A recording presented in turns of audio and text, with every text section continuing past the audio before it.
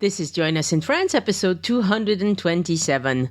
Bonjour, I'm Annie Sargent. It's a sunny day in France, and I'm happy to be with you to help you plan your trip to France. On today's episode, let's talk about public holidays in France. Some people call them bank holidays or national holidays. In French, we call them les jours fériés, but you don't need to remember that. So it's going to be a very practical episode, but something you need to know about because lots of people ask because they wonder. Public holidays are days when public transportation may or may not run, museums and attractions may or may not be open, and I can't believe I haven't done an episode about this already because this is one of the most confusing things about France because some of these holidays, they move. Well, you know that. They move in your country too, but we add a little French flair to this, as you can imagine. Show notes and photos for this episode are on joinusinfrance.com/227. Join Us in France is brought to you by Patreon supporters and Addicted to France, the small group tour company for Francophiles who want to enjoy their precious vacation time to the fullest. Check out our upcoming half-day walking tours in Paris on May 7th and 8th. 2019 on addictedtofrance.com.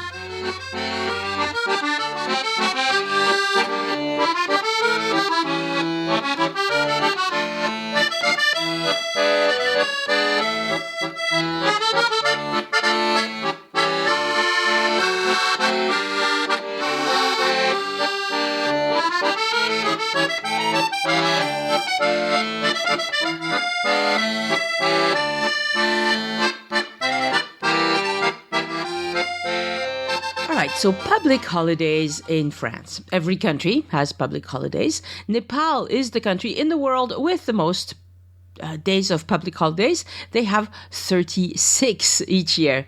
France is actually quite reasonable because we only have 11 public holidays. There's 8 public holidays that are fixed and 3 that are pegged to Easter, and therefore they move. The thing is, most of our public holidays in France are in the spring, so it may feel like there are a lot of them when you're visiting in May. All right, let's get into some details. Here are the 8 fixed public holidays we have in France. The number one, we start with the beginning of the year. Number one is a New Year's Day, January 1st. In French, we call it le jour de l'an. It's celebrated much like anywhere else. Families and friends get together. They drink too much.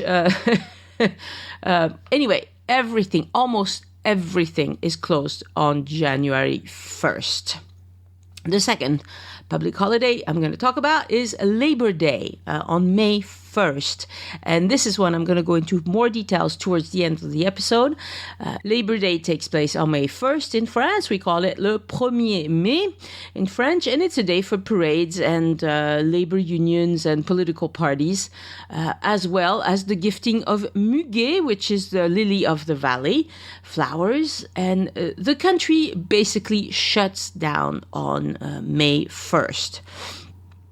So I'll get back to that in a second.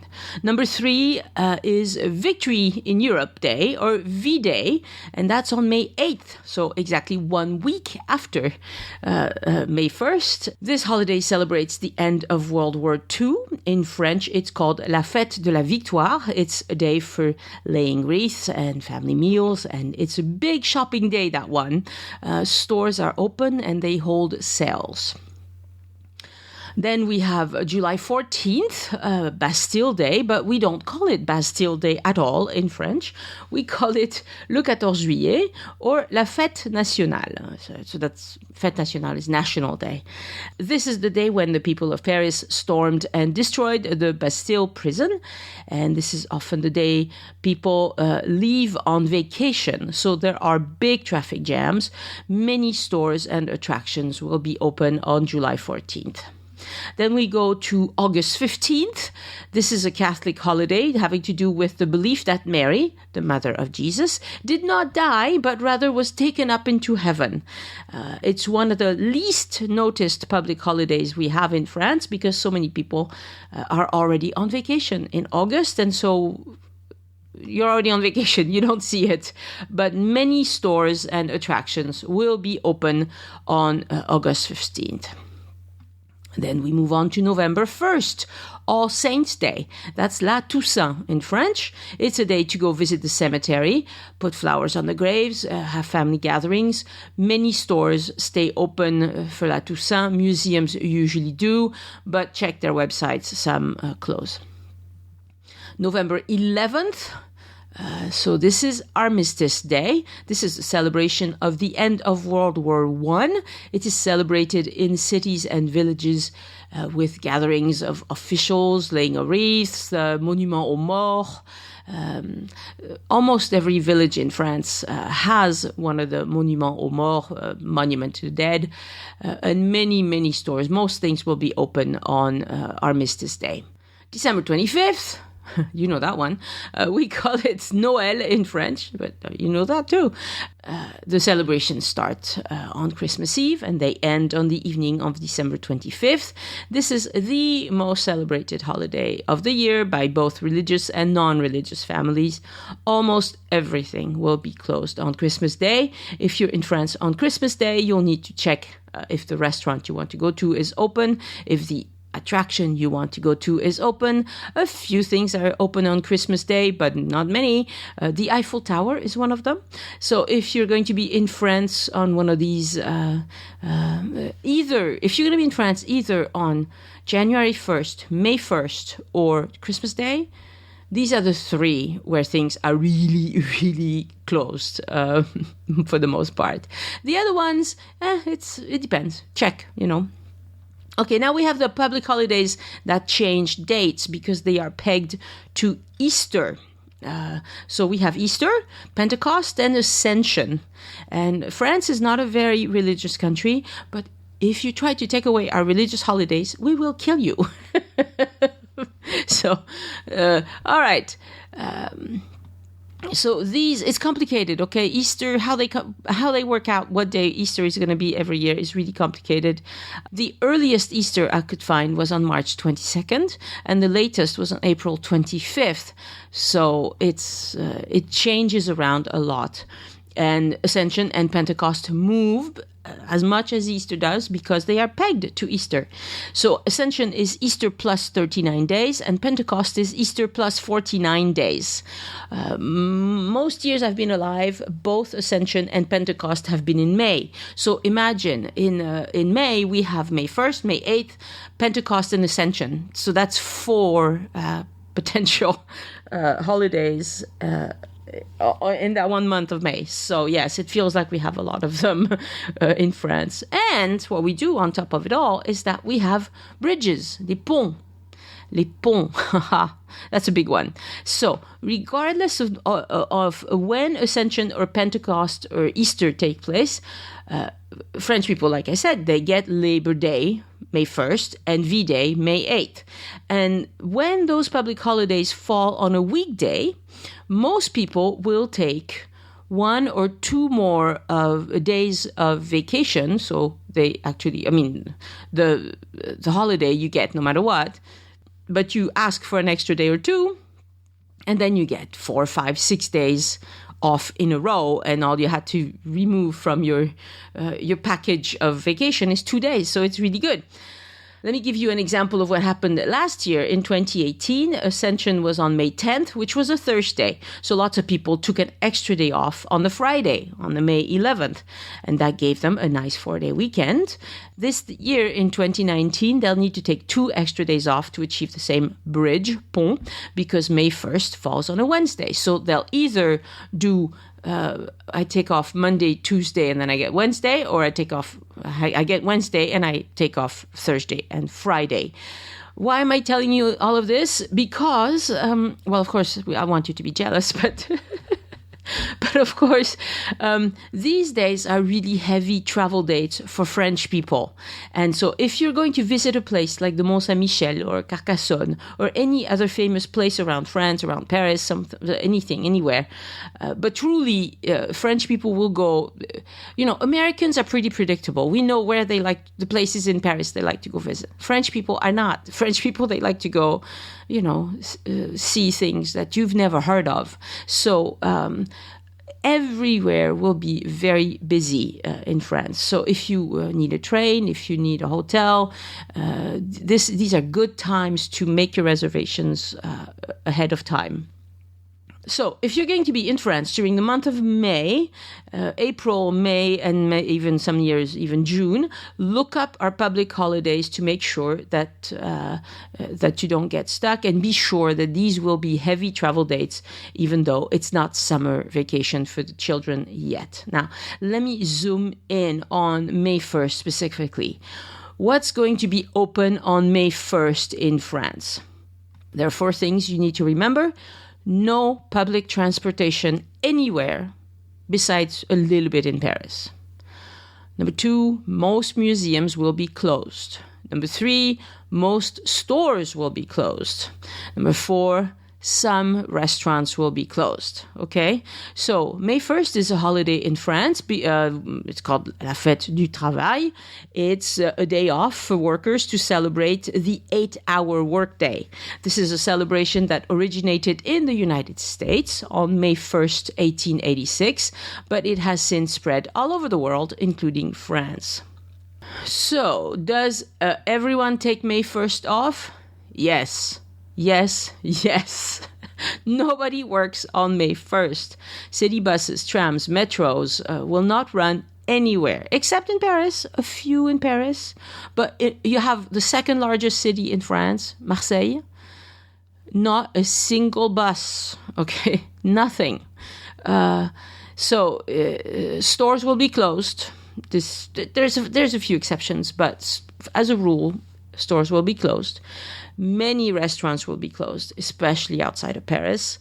Almost all museums and attractions will be closed. There are some smaller museums that stay open, but you need to check their website. So what stays open on May 1st? Well, you have the hotels, obviously, the hospitals, obviously, a few pharmacies. They're called the pharmacie de garde. There's a few restaurants, and it's, like I just said, it's easier to find a restaurant in Paris than anywhere else in France. Disneyland Paris will be open and extremely crowded. Extremely crowded. The Eiffel Tower is one of those that stays open on May 1st. Les bateaux mouches and other cruise boats type things on the Seine River should be open. The Sewer Museum in Paris is open on May 1st. So that was a surprise to me. Airports, of course, are open on May 1st with a reduced number of domestic flights, and some trains will run, but on a reduced schedule. So what can you do as a visitor on May 1st in France?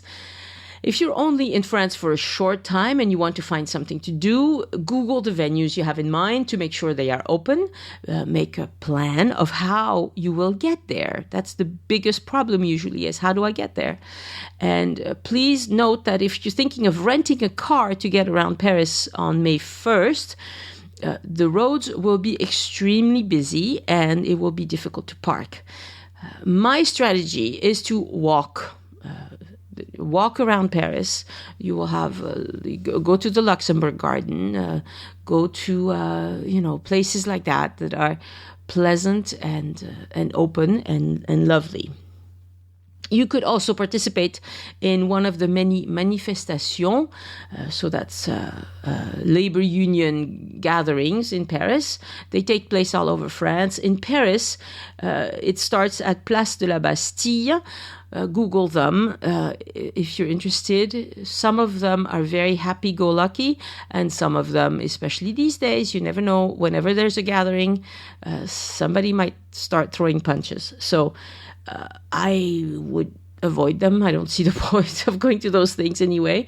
But there you go. Around Place de la Bastille, Place de la République, you will have gatherings of crowds of people that demonstrate.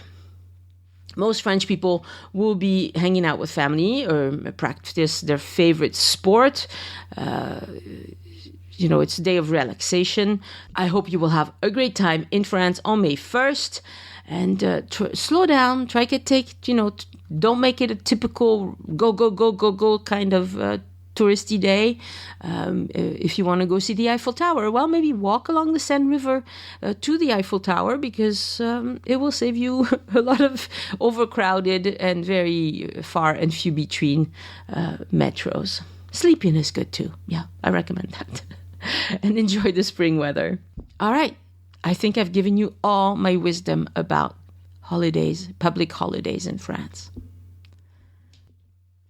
Thank you, Michel. Oh, your name is difficult. Michel Adzeman? Michel, thank you. I am so sorry. And Marisha Deo Wadsworth for pledging to support the show on Patreon this week. And my thanks to all the other patrons who support the show month after month. Thank you for giving back. Would you buy me a coffee if we met in real life? Well, you can do that by supporting the show on Patreon for as little as $2 a month. Visit patreon.com/join us. Patreon, join us. No spaces or dashes, to see the different reward tiers. And thank you so much for giving back. And thank you also Justine Verigin. That's a good French name. Capas Jones and Teresa Sedlak for your one-time donation. Thank you so much. And look for the green button for on each episode page to tip your guide or join the email list or get a shirt that has the name of the show or things like that. So for a bit of a personal update, I've had my hands in the dirt a lot this week. The weather is really pleasant. It's not too hot. It's not too cold.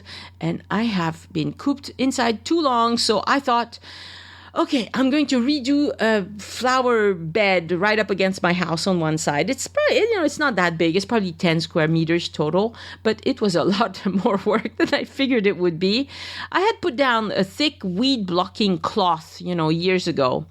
And it turns out that we have these weeds in France that they throw out long roots that go underneath these cloth things, and then the weed, and it's a nasty, hard to kill weed, pops up wherever it can. And so to get rid of it, I had to get rid of the cloth and all of that. And there was like a network of these ropes underneath the cloth. It was terrible.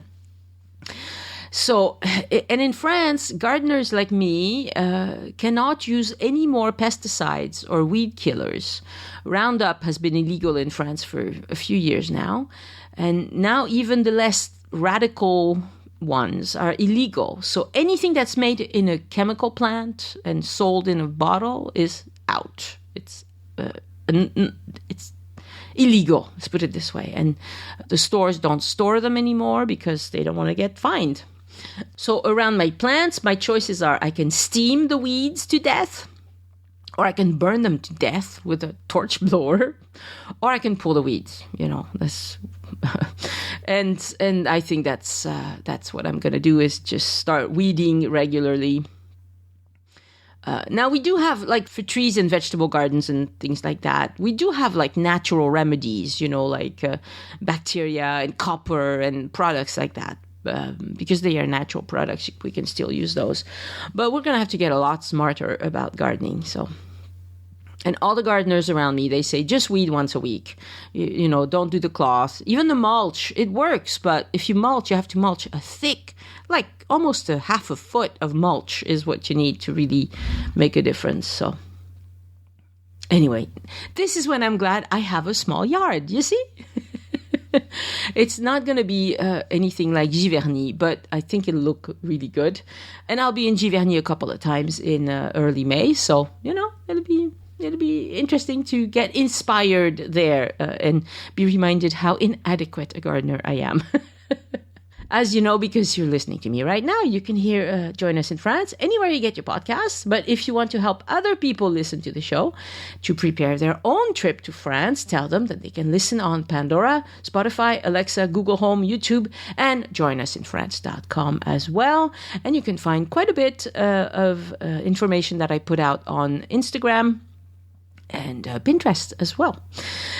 I am running low on trip reports, so if you would like to do a trip report with me, email Annie at joinusinfrance.com to let me know that you're interested, or if you've told me you were interested in the past and I dropped the ball, please forgive me and ping me again, because there are times when I have so many of those I don't know what to do with them, and right now I'm low, so I'd love to hear your thoughts about your trip and give you a chance to share the best bits of your trip to France. Have a great week of trip planning and have a wonderful week in France if you're here. And I'll talk to you next Sunday. Au revoir. The Join Us in France Travel Podcast is written and produced by Annie Sargent and copyright 2019 by Addicted to France. It is released under a Creative Commons Attribution, Non-Commercial, No Derivatives license.